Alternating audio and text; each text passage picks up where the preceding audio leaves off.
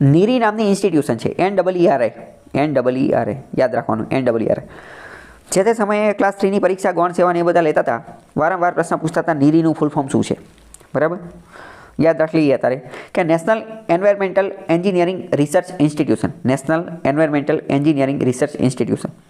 તો કે નીરી નામની એક સંસ્થા છે, એનું હેડક્વાર્ટર ક્યાં આવેલું છે? તો કે એનું હેડક્વાર્ટર જે છે એ નાગપુરની અંદર આવેલું છે, બરાબર. નાગપુરની અંદર શું છે એની આપણે વાત કરીએ તો નામ ઉપરથી ખબર પડી જાય કે આ એક રીતની રિસર્ચ ઇન્સ્ટિટ્યુશન છે, સંશોધન કરવા માટેનું કામ કરે છે. કઈ જગ્યાએ સંશોધન કરે? તો કે પર્યાવરણની અંદર સંશોધન કરે. અને નાગપુરની અંદર આવેલી છે, 1958ની અંદર બનાવેલી હતી.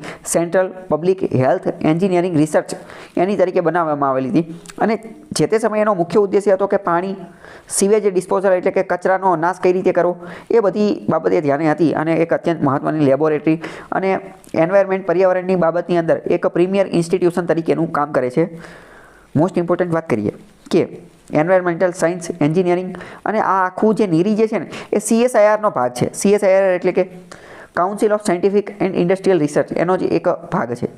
નીરીના 5 ઝોનલ લેબોરેટરી છે અલગ અલગ જગ્યાએ.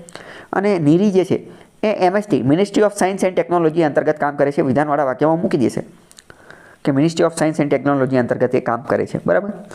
નીચે બીજો ક્વેશ્ચન છે કે એની સ્થાપના ક્યારે થઈ હતી? તો નાગપુરની અંદર એની સ્થાપના થઈ હતી, બરાબર.